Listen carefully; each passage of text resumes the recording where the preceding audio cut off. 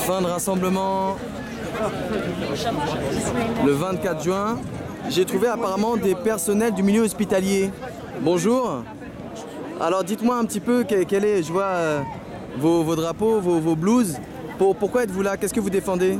Les mêmes choses que la SNCF, le service public. Le service public, pourquoi? Parce qu'il est en danger au niveau des hôpitaux? Ah oui, je pense encore plus qu'au chemin de fer. Qu'est-ce qu'ils veulent faire exactement?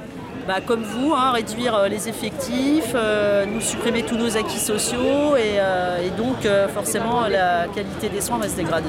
Et comment pouvez-vous faire? Vous pouvez faire grève malgré que vous êtes... On est en grève depuis le 2 juin. Depuis le 2 juin, vous êtes en grève? On a un collègue qui est en grève de la faim depuis le 15. Oula! Et pour l'instant, on n'a aucun changement dans la position de la direction de notre établissement. Aucun changement dans les... Et quelles sont les perspectives? Vous avez les prochains rendez-vous ou quelles sont les actions que vous voulez faire? Alors là, il y a une action en ce moment. Les collègues se sont allongés sur la route devant l'hôpital. L'avenue de la République à Villejuif. À Villejuif? Oui. Alors, pour remettre les choses un peu dans le cadre, nous sommes de l'hôpital Paul Guiraud à Villejuif, donc qui est en mouvement de grève depuis le 2 juin, avec occupation des locaux de la direction de l'hôpital.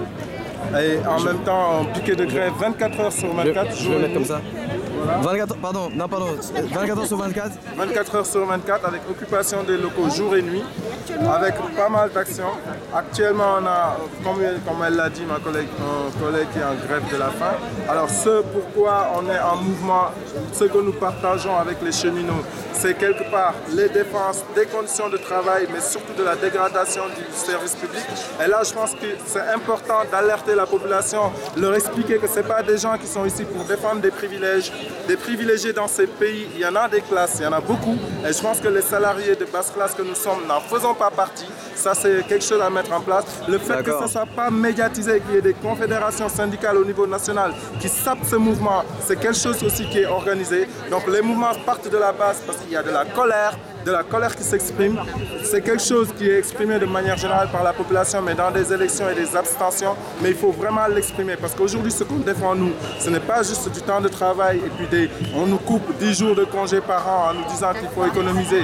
Il faut savoir que ce qui se passe actuellement, en tout cas dans le système de santé et le système de sécurité sociale, c'est exactement les préconisations du MEDEF en 2012 que le gouvernement est en train de mettre en place. Et là, si on n'est pas alerté, ça veut dire que la base du système social de protection, c'est-à-dire tous pouvoir cotiser à hauteur de nos moyens et se soigner à hauteur de nos besoins ne sera plus applicable dans ce pays.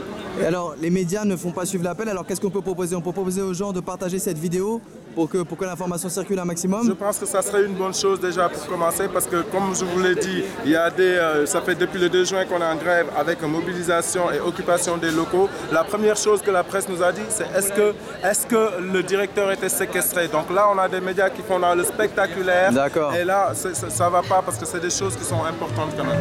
D'accord. Eh ben, merci beaucoup. Bon courage dans votre combat. Merci. Merci. Merci.